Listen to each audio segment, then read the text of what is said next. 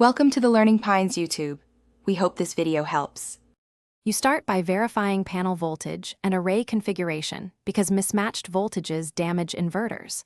Once done, mount panels and route positive and negative cables toward the combiner box. Use UV-rated PV cable and keep runs short to reduce loss.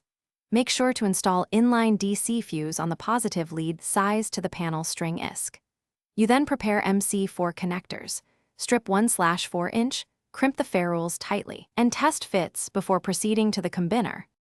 Once your strings are combined, route them into the combiner box and install string breakers or fuses so you can isolate a faulty string quickly.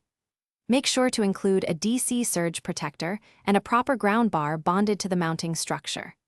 From the combiner, run the main DC cable to the inverter, maintaining polarity.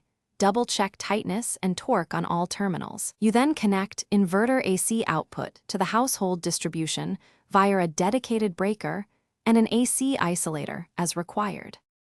You commission by first opening AC and DC isolators, then verify open circuit voltage and polarity at the inverter input.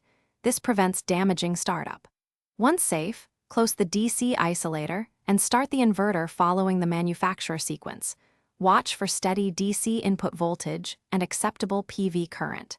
Make sure the inverter synchronizes to grid frequency before enabling AC feed. If something goes wrong, immediately open isolators. A common fix is a blown.